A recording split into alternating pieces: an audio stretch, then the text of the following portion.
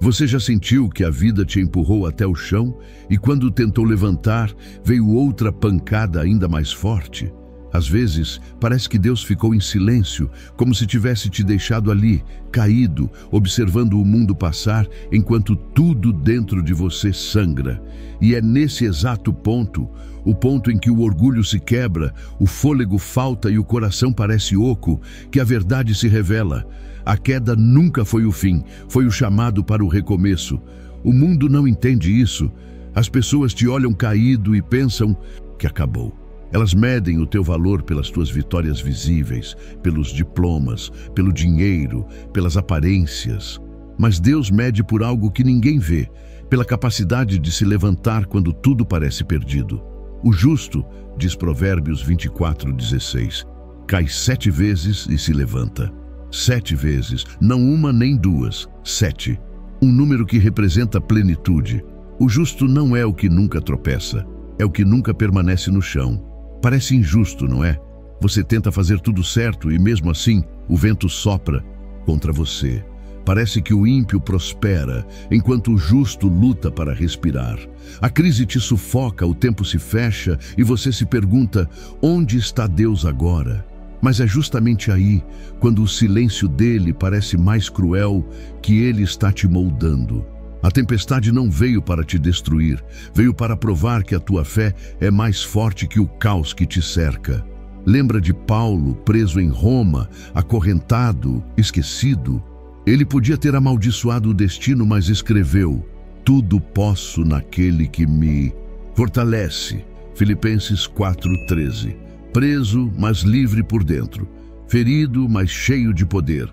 Paulo entendeu o que muitos passam a vida sem perceber. A força não vem de você, vem de quem te sustenta.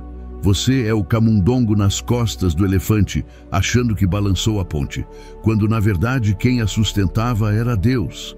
E talvez essa seja a tua ponte agora. Tudo balança, o chão range e você sente que vai cair de novo. Mas há uma voz, suave, firme, inconfundível, dizendo: levanta-te, porque ainda não acabou. Você acha que é castigo, mas é lapidação. Você acha que é rejeição, mas é separação. Há coisas que Deus só constrói depois de te quebrar, porque algumas vitórias exigem primeiro a morte de quem você era.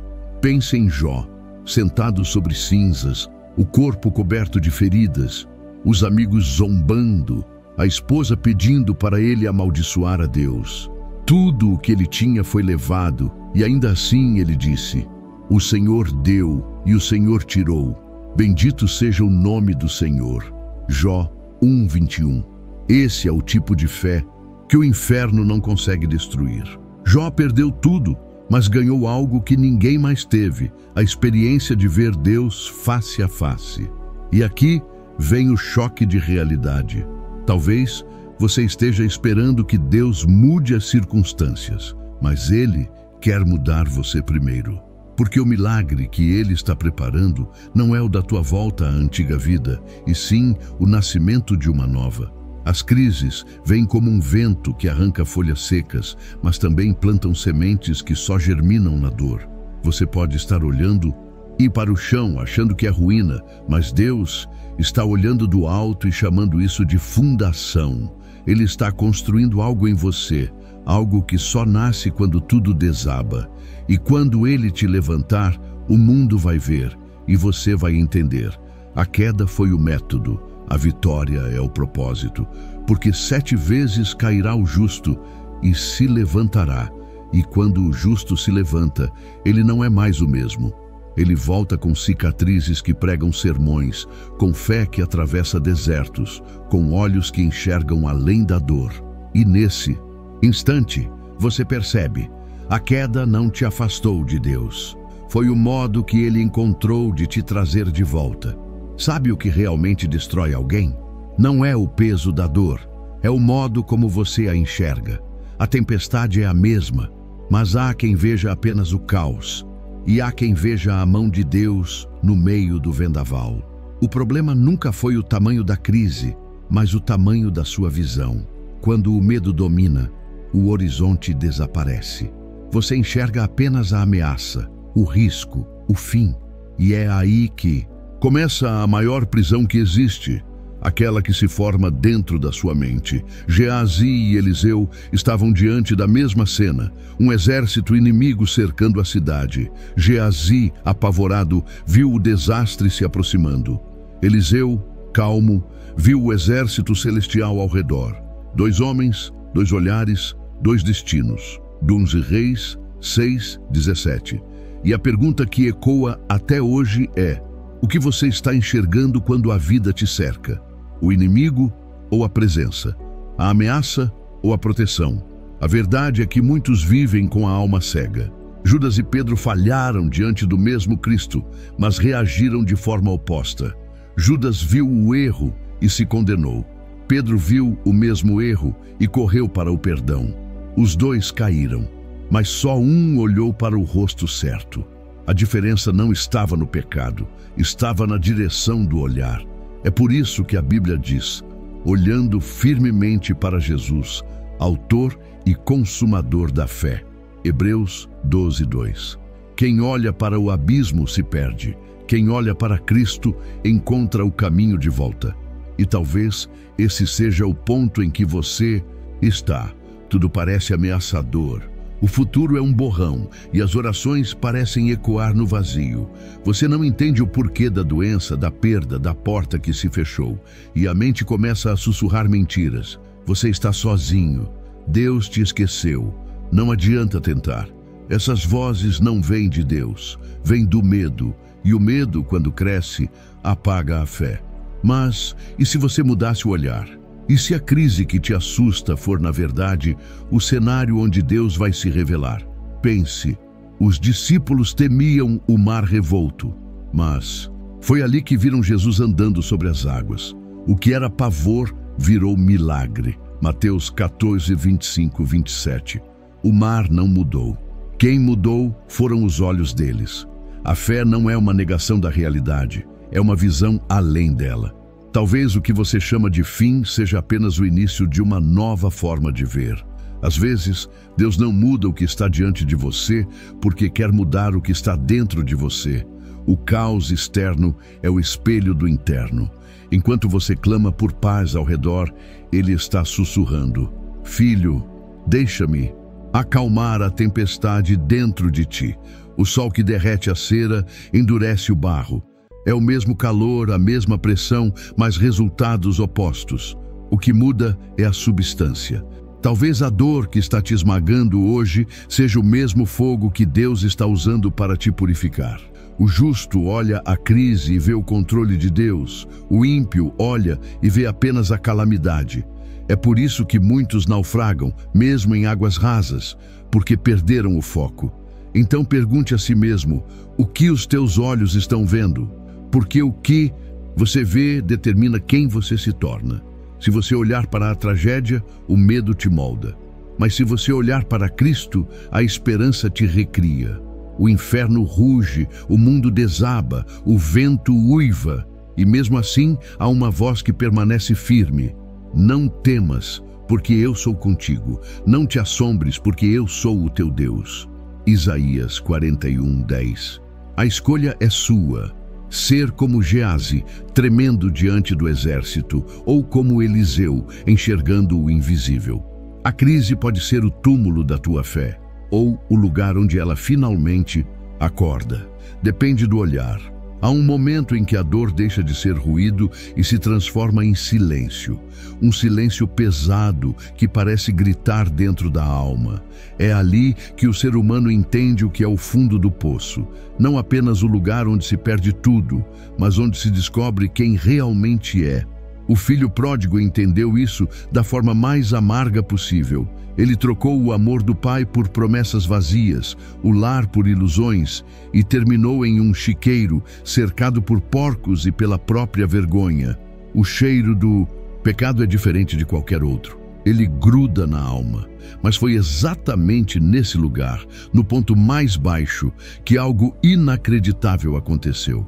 A memória do amor voltou. A Bíblia diz que, quando o rapaz estava com fome, ele pensou: Na casa do meu pai há pão com fartura e eu aqui morrendo de fome.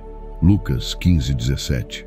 Ele não teve uma revelação grandiosa, nem ouviu uma voz do céu. Ele apenas lembrou. Às vezes, Deus não fala em trovões. Ele sussurra lembranças. E nesse sussurro nasce a virada. Porque o arrependimento verdadeiro não começa quando você é pego, mas quando você acorda. Imagine a cena: roupas rasgadas, pés feridos, olhos fundos de quem não dorme há dias. O caminho de volta era longo e cada passo doía.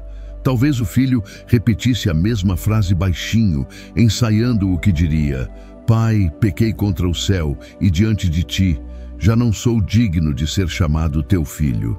O arrependimento, quando é real, dói mais do que qualquer castigo. É como andar descalço sobre as pedras que você mesmo espalhou. Mas é também o primeiro passo da cura. O choque que ninguém espera. O pai o vê de longe. Corre, sim, corre. Um homem de idade, um patriarca, rasgando o protocolo e atravessando o campo para abraçar um filho que ainda cheirava a lama. Lucas 15:20. Nenhuma confissão, nenhum discurso ensaiado, nenhuma prova de mudança. Só o abraço. Um abraço que não pergunta onde você esteve, mas sussurra: você voltou. É aqui que a história se quebra dentro da gente. Porque o mundo não te abraça quando você erra. Ele te descarta, ele te rotula, ele te chama de fracasso e te deixa no chiqueiro. Mas Deus te espera na estrada. O pai não fica na varanda apontando o dedo.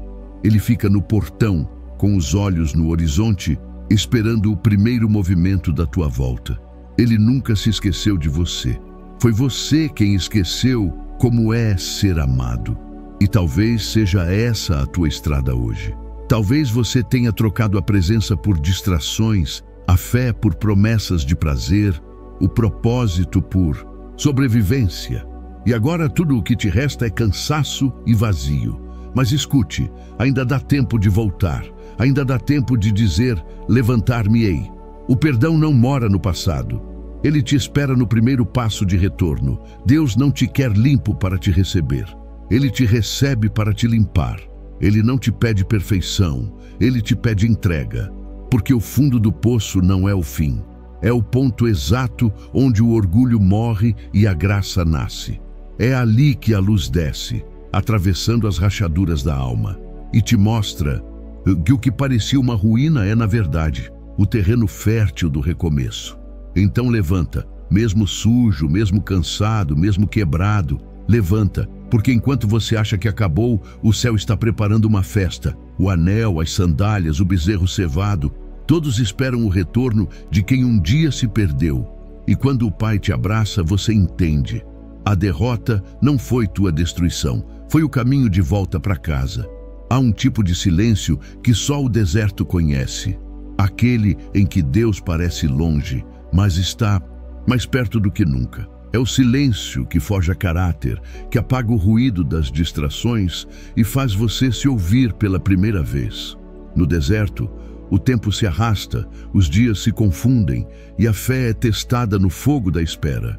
É ali que muitos desistem, mas também é ali que Deus forma os libertadores. Moisés sabia o que era isso. Cresceu no palácio, cercado de ouro, preparado em toda a ciência do Egito. Tinha poder, prestígio, influência e, de repente, perdeu tudo. Fugiu como um criminoso e passou 40 anos cuidando de ovelhas no anonimato. Imagine o contraste.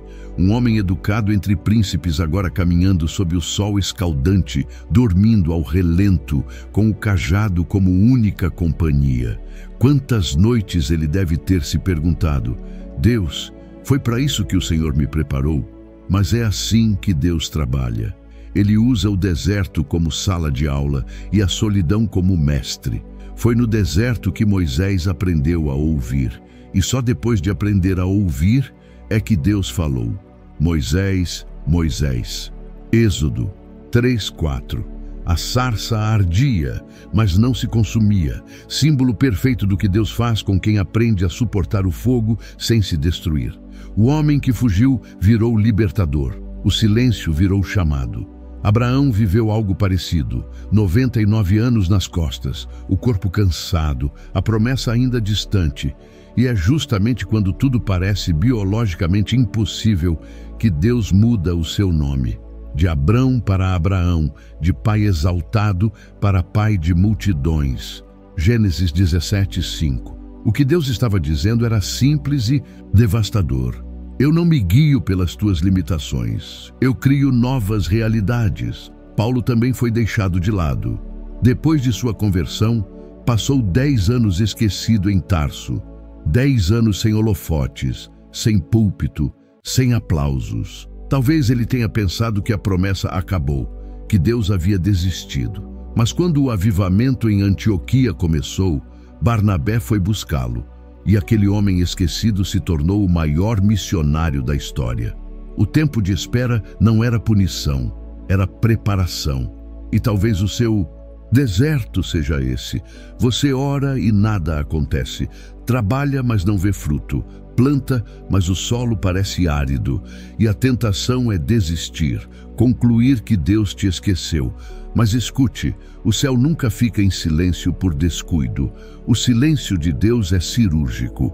Ele está removendo o que te distrai para revelar o que te sustenta. No deserto, Ele não te dá respostas, Ele te dá raízes. É fácil louvar quando o mar se abre, difícil é confiar quando o vento cala. Mas é nesse silêncio que a fé deixa de ser teoria e vira respiração. Deus não quer te destruir, Ele quer te destilar. E cada lágrima, cada porta fechada, cada atraso é uma nota do mesmo cântico. Ainda não acabou. O deserto não é o fim, é o corredor entre a promessa e o cumprimento. Ninguém sai dele igual. Moisés entrou um fugitivo e saiu libertador. Abraão entrou estéril e saiu pai. Paulo entrou esquecido e saiu apóstolo. O deserto não te cancela, ele te consagra. Então, se tudo à tua volta parece vazio, respira. Se Deus se calou, é porque Ele está escrevendo. Quando o chão for árido e o céu parecer distante, lembre-se, o mesmo Deus que conduz pelo deserto é o que faz brotar água da rocha. E um dia, quando você olhar para trás, vai perceber, o que parecia castigo era o processo exato que te tornou forte o bastante para libertar outros. Há dores que gritam e há dores que apenas sussurram, corroendo por dentro. Paulo e Silas conheciam bem esse tipo de dor. Açoitados, humilhados diante da multidão, jogados numa prisão úmida com as costas abertas e o corpo preso por correntes. O chão frio, o ar pesado, o cheiro de mofo. Nada ali lembrava o cenário de um milagre. Era o retrato do fracasso, da derrota, do esquecimento. E ainda assim, no coração daquela escuridão, algo impossível aconteceu. Eles começaram a cantar. O texto de Atos 16:25 diz: perto da meia-noite, Paulo e Silas oravam e cantavam hinos a Deus, e os outros presos os escutavam. Essa é uma das cenas mais poderosas da Bíblia, porque revela uma verdade que o mundo nunca vai entender. O louvor é uma arma que o inferno não suporta. Enquanto o mundo esperava gemidos, Deus ouviu adoração. Enquanto os inimigos achavam que tinham vencido, o céu preparava uma libertação. O segredo está na escolha, porque adorar no conforto é natural, mas adorar com feridas abertas é sobrenatural. Imagine a cena, 2 homens, feridos, acorrentados, sem perspectiva alguma, cantando em meio ao sangue e à dor. Cada nota que ecoava naquele corredor sombrio era um ato de rebeldia espiritual. Um grito de fé dizendo: o que vocês prenderam foi o corpo, não o espírito. E então veio a virada. De repente, um terremoto. A terra tremeu, as cadeias se romperam, as portas se abriram e todos os presos foram libertos. Atos 16:26. Deus se manifestou no meio da canção, não depois dela. Ele não esperou a ferida cicatrizar, nem as correntes caírem. Ele respondeu enquanto o louvor ainda subia. É como se o céu dissesse: quando você me adora no meio da dor, eu me movo antes. do milagre. Essa cena é uma denúncia contra a mentalidade moderna, que só louva quando tudo dá certo. Mas o cristão maduro entende: a adoração não é um prêmio, é resistência. Louvar no vale é declarar guerra contra o desespero. É erguer os olhos quando tudo grita para você olhar para o chão. É lembrar que o trono de Deus não treme, mesmo quando o mundo desaba. E o mais bonito é perceber que o milagre não libertou apenas Paulo e Silas, libertou todos os que estavam ao redor. Quando o crente canta na dor, o mundo escuta. Quando você mantém a fé em meio à perda, alguém é alcançado pela tua coragem. É assim que Deus transforma prisões em púlpitos e feridas em testemunhos. John Bunyan viveu isso séculos depois. Preso por pregar em praça pública, recusou-se a calar a fé. Poderia ter saído, bastava prometer silêncio, mas preferiu permanecer na cela. E lá, entre paredes frias, escreveu O Peregrino, o segundo livro mais lido da história depois da Bíblia. A prisão virou oficina. O sofrimento virou voz. E talvez a tua cela hoje não tenha grades visíveis, mas seja uma prisão emocional, espiritual ou financeira. Você tenta cantar, mas as correntes te apertam. O céu parece fechado e a fé distante. Então ouça bem: Deus não precisa te tirar da prisão para agir. Ele entra nela com você. Foi isso que ele fez com Daniel na cova, com os 3 jovens na fornalha e com Paulo e Silas naquela noite. O poder não está em sair ileso, mas em permanecer fiel. Talvez o terremoto ainda não tenha vindo e o milagre ainda pareça longe, mas enquanto você escolher louvar, algo já começou a se mover. O inferno teme quem adora sangrando, porque esse tipo de fé não se negocia.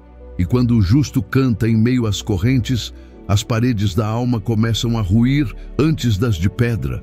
Então cante mesmo cansado, cante mesmo sem entender, cante porque o louvor é o som do céu empurrando as portas do impossível.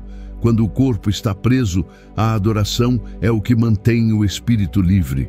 E quando o espírito é livre, o milagre não é uma questão de tempo. É apenas o próximo acorde. O mundo tem uma mania cruel: medir as pessoas pelos seus erros, rotular pelas suas falhas e definir destinos com base nas aparências. Há quem olhe para você e veja apenas o que deu errado, o que não vingou, o que ficou pelo caminho. Mas Deus nunca te chama pelo que o mundo vê. Ele te chama pelo que vai fazer através de você. E é por isso que a graça sempre começa onde a reputação termina. Quando os espias voltaram da terra prometida, 10 deles trouxeram um relatório covarde. Disseram: a terra é boa, mas está cheia de gigantes. Somos como gafanhotos diante deles. Números 13:33. Essa frase carrega o veneno de toda derrota. Não somos capazes. É o eco do medo travestido de realismo. Josué e Calebe, porém, olharam para o mesmo cenário e disseram: se o Senhor se agradar de nós, Ele nos fará entrar e tomaremos posse da terra. Números 14:8. O cenário não mudou, o olhar sim. E é exatamente assim que Deus rasga rótulos. O mundo enxerga gafanhotos, Deus enxerga conquistadores. O mundo chama de velho, Deus chama de pai de multidões. O mundo chama de fracassado, Deus chama de vaso. O mundo chama de improvável, Deus chama de escolhido.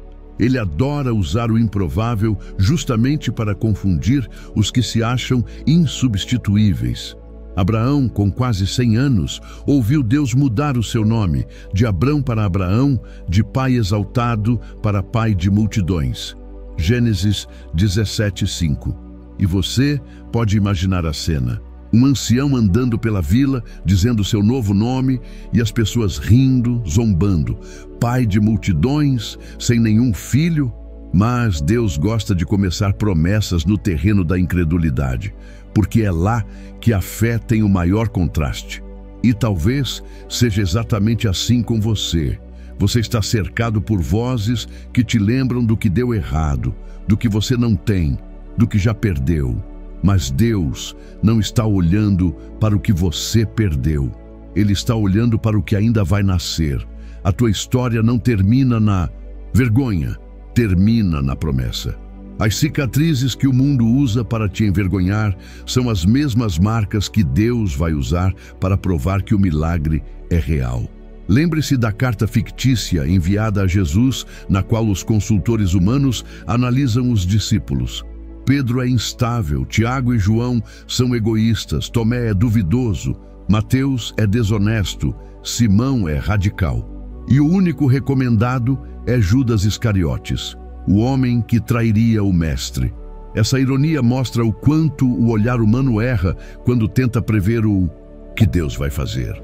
Deus não escolhe os preparados, Ele prepara os escolhidos. É assim que Ele opera. Pega o improvável, o rejeitado, o esquecido e transforma em testemunho vivo. Paulo, o perseguidor, virou pregador. Maria Madalena, possessa, virou mensageira da ressurreição. Pedro, covarde, virou pastor de almas. A cruz, símbolo de derrota, virou o emblema da vitória eterna. É o jeito de Deus transformar a vergonha em glória e o fracasso em plataforma. Então, não aceite os rótulos que te deram. Você não é o erro que cometeu, nem o passado que carrega. Você é o que Deus decidiu fazer de você. As pessoas podem te descartar, o sistema pode te ignorar, o tempo pode parecer perdido, mas quando o Senhor se agrada de alguém, nem o deserto consegue impedi-lo. Há um momento em que Deus reescreve o nome e o nome muda o destino. Abraão, Jacó, Saulo, todos tiveram o nome alterado quando o propósito se revelou. E se o teu nome ainda é lembrado pela dor, é porque Deus ainda está escrevendo o capítulo da cura. Os rótulos humanos dizem, acabou. Deus responde, estou apenas começando, porque o céu nunca vê ruínas, vê canteiros, e enquanto o mundo fala de perdas, o Espírito sussurra. Se o Senhor se agradar de ti, tu podes. Há orações que nascem do desespero e há orações que nascem da rendição. Jabes conhecia bem essa diferença. Seu nome carregava um peso, aquele que causa dor. Desde o nascimento ele foi rotulado pelo sofrimento, condenado a ser lembrado por uma ferida que nem era sua. 1 Crônicas 4, 9 e 10. Mas em vez de aceitar o destino que o mundo lhe impôs, Jabes fez algo que muda histórias. Orou contra o próprio estigma. Ele levantou os olhos e disse, ó Deus, tomara que me abençoes e me alargues as fronteiras, que seja comigo a tua mão e me preserves do mal, de modo que não me sobrevenha aflição. E o texto termina com uma frase silenciosa, mas arrebatadora. E Deus concedeu o que lhe havia pedido. A oração de Jabes não foi uma prece bonita, foi um grito. O grito de quem está cansado de ser definido pela dor. Quantos de nós vivemos assim, presos a nomes que não escolhemos, a lembranças que nos moldaram mais do que gostaríamos de admitir? Há pessoas que andam pela vida carregando rótulos invisíveis, fracassado, rejeitado, inútil, envergonhado. E cada vez que tentam se mover, esses nomes gritam mais alto. Mas Jabes prova que a fé pode romper o som da dor. Quando ele orou, Deus não apenas mudou a sua sorte, mudou também a sua identidade. E talvez essa seja a tua hora de orar como ele. Talvez você esteja cansado de cair, de tentar e não ver resultado, de ver as promessas distantes. Mas a Bíblia te garante, porque 7 vezes cairá o justo e se levantará. Provérbios 24, 16. E a diferença entre quem fica no chão e quem se levanta está nessa decisão invisível, a de clamar. O justo não é quem nunca cai, é quem ora mesmo caído. Deus não se assusta com tuas feridas, Ele se aproxima delas. Quando você dobra os joelhos, o céu se inclina. E o que parecia repetição, dor, erro, desânimo, se transforma em revelação. É nesse instante que o Pai pega o vale seco da tua vida e faz brotar manancial. O chão rachado vira rio. O que era escassez se torna testemunho. Mas há um detalhe que quase ninguém fala. Deus não apenas responde à oração de quem pede bênção, Ele responde à oração de quem se entrega. Jabes não disse, me abençoa para eu ter mais. Ele disse, me abençoa para eu ser mais. E é isso que muda tudo. Quando o teu pedido deixa de ser fuga e se torna missão, o milagre deixa de ser promessa e se torna realidade. Talvez o que Deus mais queira hoje não é te livrar da dor, mas te transformar através dela. E esse é o momento da virada, quando você entende que a vitória não é voltar ao ponto de antes, mas começar do zero com um coração novo. A dor pode ter moldado o teu passado, mas a graça vai desenhar o teu futuro. Então faça essa oração agora, do teu jeito, sem ensaio, sem formalidade. Diga a Ele, Pai, me alarga, me livra, me transforma e creia. O mesmo Deus que ouviu Jabes, ouve você. O mesmo Deus que restaurou Pedro, libertou Paulo e ergueu o filho pródigo, está olhando para você agora, esperando apenas um movimento. Você não precisa entender tudo. Precisa apenas levantar os olhos e dizer, Senhor, ainda que eu tenha caído 7 vezes, eu me levantarei. Porque o Deus que transforma derrotas em vitórias está escrevendo o último capítulo. E o título dele será Recomeço. Se você chegou até aqui, parabéns. Isso significa que o seu coração ainda tem fome de verdade, sede de Deus e coragem para crescer mesmo em meio às quedas. Poucos permanecem até o fim, mas os que ficam são os que realmente querem transformação. E é por isso que você está aqui. Que essa mensagem tenha te lembrado de algo simples, mas poderoso. Nenhuma derrota é definitiva quando Deus é quem escreve a tua história. Antes de irmos, quero te convidar a fazer uma breve oração comigo. Feche os olhos, se puder, e fale com o coração. Senhor, obrigado porque mesmo quando caio, o Senhor me levanta. Mesmo quando me sinto perdido, a tua graça me encontra. Ensina-me a enxergar as adversidades como caminhos para te conhecer mais profundamente. Transforma minhas quedas em degraus e minhas feridas em testemunhos, que eu nunca me esqueça. Em ti, as derrotas se tornam vitórias. Em nome de Jesus, amém. Agora, eu quero te ouvir. Deixe o seu comentário aqui embaixo. Conte o que Deus falou com você através dessa mensagem. E se você não souber o que escrever, simplesmente digite, sou grato a Deus. Assim eu vou saber que você ficou até o final e que essa palavra te alcançou. Não se esqueça também de se inscrever no canal, ativar o sininho e continuar conosco nessa jornada de fé e sabedoria à luz da palavra. E se você quiser apoiar esse trabalho e nos ajudar a levar a mensagem de Cristo ainda mais longe, considere se tornar membro do canal. E para você que quer continuar sendo edificado, vamos deixar 2 vídeos recomendados.